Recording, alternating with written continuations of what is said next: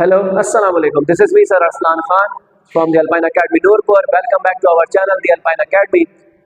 आज आपके लिए जो है वो बहुत ही सुनहरा मौका है शागिर्द और हमारे स्टूडेंट्स के लिए, तालिब इल्मों के लिए, कि आज हम इस वीडियो में आपके लिए क्लास 10th के फिजिक्स के मोस्ट इम्पॉर्टेंट टॉपिक्स में हम आपको बताने लगे हैं कि जिसमें से 80 to 90% बोर्ड के पेपर में ये सवाल लाजमी तौर पर आएंगे। आपने इस वीडियो को स्किप नहीं करना, एंड तक इस वीडियो के साथ जुड़े रहना है और हम इसमें आपको जो है वो most important question sort out करके पूरी बुक में से जो है पेयरिंग के हिसाब से हम आपको बता देंगे, आप वही कर लेंगे। इंशाअल्लाह ताला आपका पूरा का पूरा पेपर जो है वो बिना किसी रुकावट के आप बहुत ही अच्छे नंबर से पास हो सकेंगे। तो चलिए किसी चीज़ का इंतज़ार किए बगैर वीडियो को शुरू करते हैं और हम चैप्टर वाइज आपको टॉपिक्स बताते हैं। तो जैसा कि आपके सामने चैप्टर नंबर 10 जो कि फिजिक्स का पहला चैप्टर है, उसका नाम है सिंपल हार्मोनिक मोशन। हमने उसमें से जस्ट 10 टॉपिक्स हमने उसमें सॉर्ट आउट करे जो कि मोस्ट इम्पॉर्टेंट है, और ये पिछले पास पेपर्स में ना कि सिर्फ भावलपुर बोर्ड में बल्कि पंजाब के 9 बोर्ड्स में, हमारे पास जो लाहौर बोर्ड के अंदर 9 बोर्ड्स हैं उसमें ये बहुत बार आ चुके हैं, इतनी बार के जिसकी हद नहीं है। आपके सामने पहला टॉपिक है डैम्प्ड ऑसिलेशन और डैम्प्ड मोशन। उसके बाद दूसरा टॉपिक है हमारे पास मैकेनिकल एंड इलेक्ट्रोमैग्नेटिक वेव्स। ये तो डेफिनेशन भी आ सकती है और इन दोनों में फर्क भी आ सकता है। उसके बाद है ट्रांसवर्स एंड लॉन्गिट्यूडनल वेव्स। इसकी भी वही है, सेम कंडीशन है कि ये डेफिनेशन भी पूछ सकते हैं और फर्क भी पूछ सकता है। अगर वो डेफिनेशन पूछे तो आपने हेडिंग वाइज बना के लिखना है, अगर वो फर्क पूछ ले बोर्ड में तो आपने सेंटर में लाइन डाल के कॉलम वाइज उसको अलग अलग करके जो है वो हमने लिखना होता है। उसके बाद हमारा हुक्स लॉ और उसके बाद है स्प्रिंग कांस्टेंट, फिर है हमारे पास रिस्टोरिंग फोर्स, फिर है वेव की डेफिनेशन यानी वेव की तारीफ। उसके बाद एक शॉर्ट डेरिवेशन है हमारे पास v is equal to f lambda या v is equal to product of frequency and amplitude. इसको हमने साबित करना होता है, बहुत मोस्ट इंपॉर्टेंट है ये।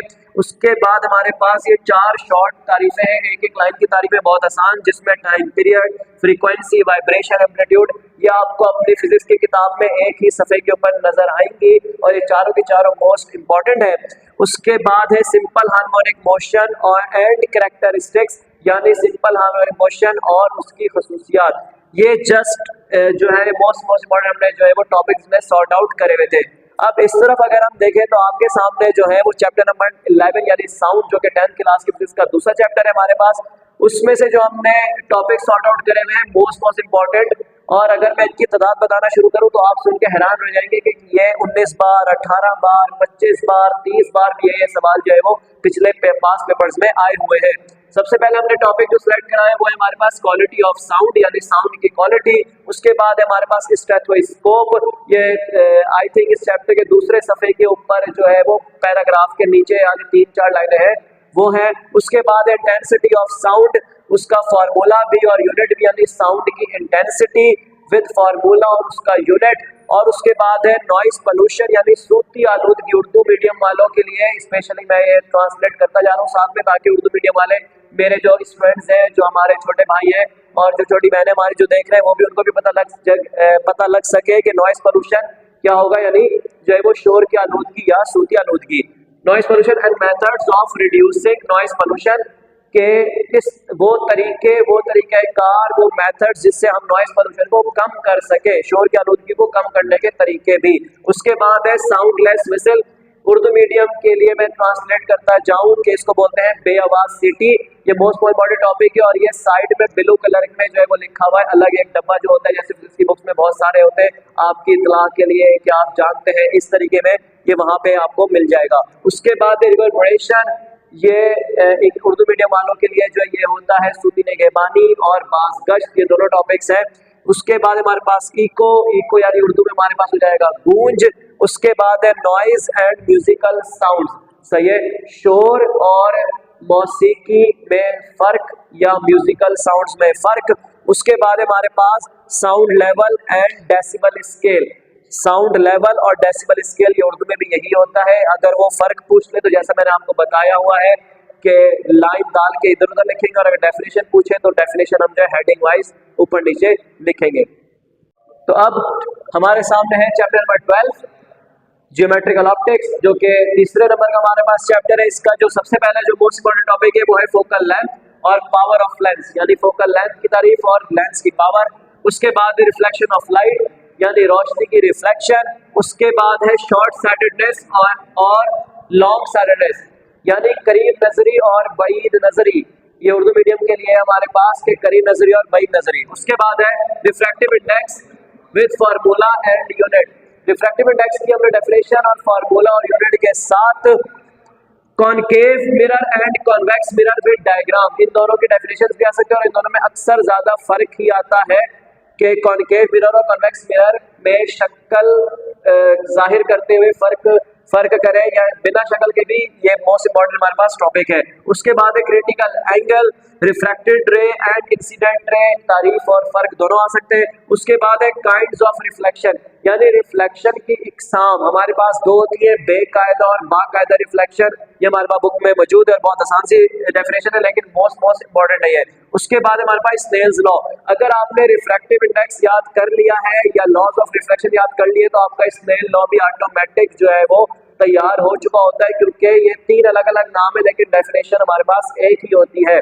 उसके बाद है light pipe and it's uses, यानी लाइट पाइप क्या है और उसके क्या इस्तेमालात है। और उसके बाद आखिरी हमारे पास क्लेस्ट्रोस्कोप, फ्रैंकोस्कोप और सेस्ट्रोस्कोप। ये इलेक्ट्रोस्कोप की इकसाम है। इलेक्ट्रोस्कोप वाली जो डेफिनेशन है हमारे पास बुक में आप देखेंगे तो ब्लू बॉक्स के अंदर हमारे पास इलेक्ट्रोस्कोप की डेफिनेशन है, उसके ऊपर ये जो है वो 3-4 नाम हमारे पास खड़े हुए हैं, वहीं पे जो आपको ये हमारा टॉपिक आपको इजीली मिल जाएंगे। उसके बाद अब अगला जो हमारा चैप्टर है वो है चैप्टर नंबर 13 इलेक्ट्रोस्टैटिक्स।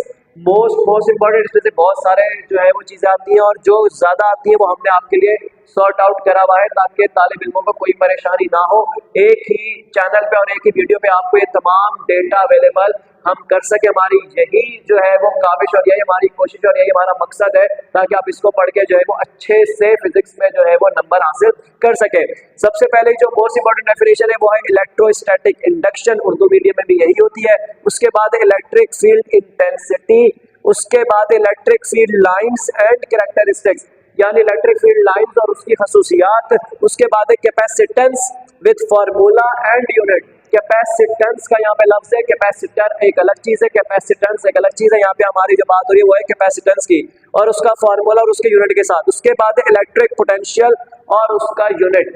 उसका अगला है पेपर कैपेसिटर और इसके साथ अक्सर वो लोग जोड़ देते हैं अब्रक कैपेसिटर या इलेक्ट्रोलाइटिक कैपेसिटर, वो भी जो है वो आपने उसको नजरसानी कर लेनी है, छोड़ना नहीं है। उसके बाद इलेक्ट्रोस्कोप और उसके बाद है to determine the nature of charge with the help of electroscope. ये उर्दू मीडियम वालों के लिए मैं तर्जुमा कर देता हूँ कि इलेक्ट्रोस्कोप की मदद से चार्ज की नौइयत का पता लगाना, ये है वो टॉपिक। उसके बाद है कूलम्स लॉ और आखिरी हमारे पास कैपेसिटर एंड यूजेस, क्या कैपेसिटर और उसके इस्तेमालात।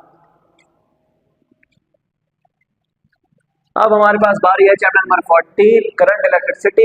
इसमें सबसे पहले है ohmic and non ohmic materials, यानी ओहमिक और नॉन ओहमिक मटेरियल्स। उसके बाद हमारे पास ओम्स लॉ यानी ओम का कानून। उसके बाद हमारे पास इलेक्ट्रिक पावर विद यूनिट कि पावर क्या और उसके यूनिट मैंने बताया। उसके बाद है ईएमएफ, इसकी फुल फॉर्म होती है हमारे पास इलेक्ट्रोमोटिव फोर्स और अक्सर इसके साथ वो जोड़ देता है पैमाइश भी इसकी कैसे की जाती है, तो ये पूरा टॉपिक आप कर लीजिएगा।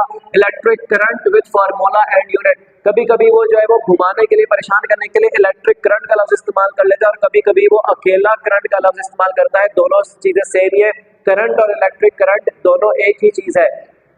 तो electric current with formula and unit. उसके बाद है कन्वेंशनल करंट। उसके बाद है पोटेंशियल डिफरेंस। उसके बाद है रेजिस्टर एंड यूनिट। रेजिस्टर की डेफिनेशन जो है वो आपको थोड़ी देर में हम जो है वो बता देंगे क्योंकि ये बुक में शामिल नहीं है। उसके बाद है रेजिस्टेंस एंड यूनिट, रेजिस्टेंस और उसका यूनिट। उसके बाद है कंडक्टर एंड इंसुलेटर। कंडक्टर और इंसुलेटर में फर्क या उसका जो है वो डेफिनेशन वैसे अक्सर औकात वो सिर्फ फर्क ही पूछता है।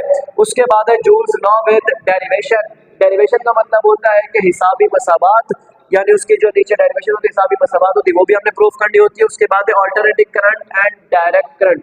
अल्टरनेटिंग करंट और डायरेक्ट करंट में फर्क, इसकी शॉर्ट फॉर्म होती है हमारे पास एसी और डीसी के, एसी और डीसी में फर्क। उसके बाद है फ्यूज। फ्यूज का क्या काम होता है, फ्यूज क्या करता है, फ्यूज का पूरा टॉपिक आपके पास मौजूद है, वो मोस्ट इंपॉर्टेंट टॉपिक है। उसके बाद है कैरेक्टरिस्टिक्स ऑफ सीरीज सर्किट, यानी सीरीज सर्किट की खसूसियात। ये हमारे पास इस चैप्टर में से 14 टॉपिक्स हमारे पास निकले हुए हैं और ये इतनी बार आए हुए हैं कि जिसकी हद नहीं। आपको ये जो है वो इसमें से एक भी आपको स्किप नहीं करना। अगले चैप्टर की बारी हमारे पास चैप्टर नंबर 15 इलेक्ट्रोमैग्नेटिज्म। इसमें सबसे पहले जो है वो है लेफ्ट हैंड रूल, बाएं हाथ का असूल। उसके बाद रिले क्या होता है, उसके बाद इलेक्ट्रोमैग्नेटिक इंडक्शन, उर्दू में भी यही होती है। Transformer and it's type, transformer और उसके इकसाम, स्टेप अप और स्टेप डाउन है, वो अगले पेज पर आपके पास मौजूद है। उसके बाद है लेंज लॉ, लेंज का कानून हमने बताना। उसके बाद है म्यूचुअल इंडक्शन की तारीफ। उसके बाद है जनरेटर एंड मोटर। कभी कभार ये जो है ये जनरेटर और मोटर लफ्ज इस्तेमाल करते हैं, कभी कभार ये डीसी मोटर और एसी जनरेटर का लफ्ज इस्तेमाल करता है, दोनों का मतलब एक ही होता है। उसके बाद है राइट हैंड रूल, यानी दाएं हाथ के असूल। हमारे पास 3 है इस चैप्टर में, तीनों असूल हमें याद करना है, मोस्ट इंपॉर्टेंट है। उसके बाद हमारे पास इलेक्ट्रोमैग्नेटिज्म की तारीफ चैप्टर की पहली लाइन में खड़ी हुई है, मोस्ट इंपॉर्टेंट है। उसके बाद है split rings in DC motor, कि डीसी मोटर में स्प्लिट रिंग्स इस्तेमाल करने का मकसद या डीसी मोटर में स्प्लिट रिंग्स का मकसद बताएं, ये वही सवाल। उसके बाद है methods of increasing magnetic force, के ऐसे तरीके के जिससे मैग्नेटिक फोर्स में इजाफा हो जाए, यानी मैग्नेटिक फोर्स बढ़ाने के तरीके। उर्दू मीडियम के लिए हम आपको तर्जुमा जो है वो साथ साथ करते जा रहे हैं ताकि उर्दू मीडियम वाले तलबा या तालिबात भी परेशान ना हो। तो ये हमारे पास चैप्टर नंबर 15 तक जो है हमारे पास ये टॉपिक्स मोस्ट इंपॉर्टेंट है। अब हमारे पास है चैप्टर नंबर 16 जिसका नाम है बुनियाद इलेक्ट्रॉनिक्स। उसमें जो सबसे पहला है एनालॉग एंड डिजिटल इलेक्ट्रॉनिक्स, और इसी के साथ भी हमारे पास एनालॉग एंड डिजिटल क्वांटिटीज, यानी एनालॉग और डिजिटल मिकदार है। ये एक ही पेज के आपके ऊपर 4 डेफिनेशन आपको अवेल हो जाएंगी बुक में। उसके बाद है एडीसी एंड डीएसी, यानी एनालॉग टू डिजिटल कन्वर्टर और डिजिटल टू एनालॉग कन्वर्टर, ये उसकी शॉर्ट फॉर्म है। उसके बाद है सीआरओ, ये भी मोस्ट इंपॉर्टेंट टॉपिक है। उसके बाद है फ्लोरोसेंट स्क्रीन। अगला हमारे पास थर्मोनिक एमिशन। उसके बाद हमारे पास है ओआर, एनओआर, एएनडी गेट्स और उनके ट्रुथ टेबल और उनके सिंबल यानी उनके डायग्राम्स भी मोस्ट इंपॉर्टेंट है। उसके बाद है Boolean algebra and truth table, यानी यहाँ पे हमने बुलियन अलजेब्रा और ट्रुथ टेबल की सिर्फ हमने डेफिनेशन बतानी है कि ट्रुथ टेबल होता क्या है। उसके बाद है deflection of electrons in electric field, ये उर्दू मीडियम वालों के लिए मैं तर्जुमा करके बता दूं कि इलेक्ट्रिक फील्ड में जो है वो इलेक्ट्रॉन्स की डिफ्लेक्शन, ये मोस्ट इंपॉर्टेंट टॉपिक है। पूरा टॉपिक आपके पास पैराग्राफ के तौर पे मौजूद है। उसके बाद हमारे पास जो है वो last but not the least आखिरी चैप्टर जो है हमारे पास करने वाला जो है वो है चैप्टर नंबर 17। उसमें जो है वो सबसे पहले इसका नाम है इसका इंफॉर्मेशन एंड कम्युनिकेशन टेक्नोलॉजी यानी आईसीटी। उसके बाद पहला टॉपिक है मोस्ट इंपॉर्टेंट है जो तकरीबन 30 बार आया हुआ है, वो है डेटा एंड वर्ड प्रोसेसिंग। उसके बाद है सर्विसेज ऑफ इंटरनेट यानी इंटरनेट की खिदमात। उसके बाद है primary and secondary storage devices, इसका दूसरा नाम होता है प्राइमरी एंड सेकेंडरी मेमोरी। उसके बाद है photophone and fax machine, Urdu में भी यही होता है हमारे पास। उसके बाद है हार्डवेयर एंड सॉफ्टवेयर, अक्सर ये फर्क क्या आता है तो हमने लाइन डाल के कॉलम वाइज एक इधर और एक इधर हमने जो है वो लिखना होता है हार्डवेयर और सॉफ्टवेयर। उसके बाद है ईमेल, ईमेल की डेफिनेशन के साथ साथ अक्सर इसके जो है वो फवायद भी पूछे जाते हैं, यानी बेनिफिट्स या एडवांटेजेस ऑफ ईमेल, उर्दू में क्या होगा उसका ईमेल के फवायद। उसके बाद है कंप्यूटर एंड इंटरनेट, ये जस्ट डेफिनेशन है कि कंप्यूटर की डेफिनेशन क्या और इंटरनेट की डेफिनेशन क्या। उसके बाद हमारे पास ब्राउजर्स, और जब भी ब्राउजर आए तो आपने मिसालें नहीं छोड़नी, मिसालें हमने लास्ट भी देनी है।